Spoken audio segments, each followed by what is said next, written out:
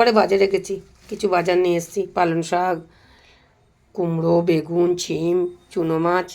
আজকে রান্না হবে এই পালং শাকের তরকারি। তার জন্য এখানে আলু, কুমড়ো, বেগুন, শিম এসব কেটে রেখেছি। এই হচ্ছে পালং শাকটা কাটছি। এখানে চুনো মাছের জন্য, চুনো মাছ বলতে মোরলা মাছ, মোরলা মাছ করার জন্য বেগুন, পেঁয়াজকালি, শিম আর আলু কেটে রেখে দিয়েছি। কাঁচকলা, এই কাঁচা লঙ্কা, টমেটো কেটে রেখেছি। এবার পালং শাকটাকে কেটে নিচ্ছি। পমফ্রেট মাছটার মধ্যে আগে আমি নুন, হলুদ, লঙ্কা, তেল এগুলো একটু মাখিয়ে নিচ্ছি। পমফ্রেট মাছটাকে ভাজি করব।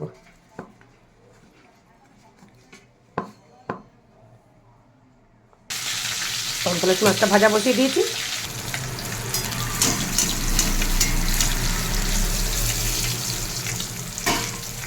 এখানে আছে 150 গ্রাম মোরলা মাছ। কতগুলো বড়ি ভেজে নিচ্ছি, মাছটা তুলে নিয়েছি। 4-6 টুকরো বেগুন কেটে ভেজে নিচ্ছি। এই তেলের মধ্যে দিয়ে দিচ্ছি 1/2 চামচ কালো জিরে, একটা বড় সাইজের কেটে রাখা আলু, 1/2 চামচ নুন দিয়ে দিচ্ছি। দিয়ে দিলাম শিম আর পেঁয়াজকলি, সাথে দিয়ে দিচ্ছি কাঁচা লঙ্কা আর টমেটো। ছোটো করে একটা মশলা ভিজিয়ে নিচ্ছি, লঙ্কা, জিরে, হলুদ 1/2 চামচ করে। কী বলছেন, এর মধ্যে আর একটু তেল লাগবে? দিয়ে দিচ্ছি তাহলে একটু তেল। শীতকালে রান্না তো একটু তেল না হলে ভালো লাগে না। ভেজানো মশলাটা দিয়ে দিলাম। কথায় কথায় মশলাটা কষানো হয়ে গেছে, দিয়ে দিচ্ছি জল, কেন মাছটা মাখা মাখা করে নেওয়াবো। এদিকে ঝোলটা ভালো করে ফুটে গেছে। ভেজে রাখা বড়ি, মাছ আর বেগুন, দুটো ধনেপাতা উপর থেকে ছিটিয়ে নামিয়ে দিচ্ছি। এদিকে পালং শাকটা বসাবো। 5 ফোড়ন দিয়ে দিলাম। কেটে রাখা আলু, বেগুন, শিম সব দিয়ে দিয়েছি। দিয়ে দিলাম নুন 1 চামচ। দিয়ে দিলাম কাঁচা লঙ্কা আর টমেটো আর একটুখানি গুঁড়ো মশলা, একটু জিরের গুঁড়ো, ধনের গুঁড়ো, হলুদ, সাথে একটু মিষ্টি দিয়ে দিচ্ছি।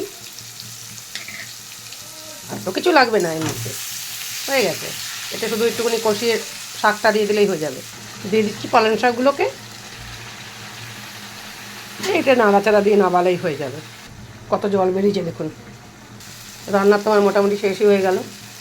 নামানোর আগে বড়ি গুঁড়ো করে দিচ্ছি, ভাজা বড়ি। কেমন লাগলো কমেন্ট করে জানাটা কিন্তু ভুলবেন না। যদি ভালো লাগে তাহলে একটা লাইক দিয়ে দেবেন। এটা তাহলে হয়ে গেছে, নামিয়ে দিচ্ছি।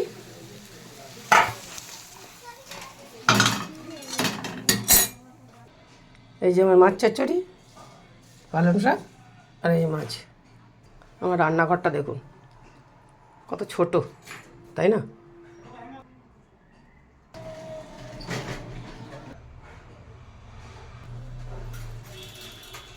ধন্যবাদ।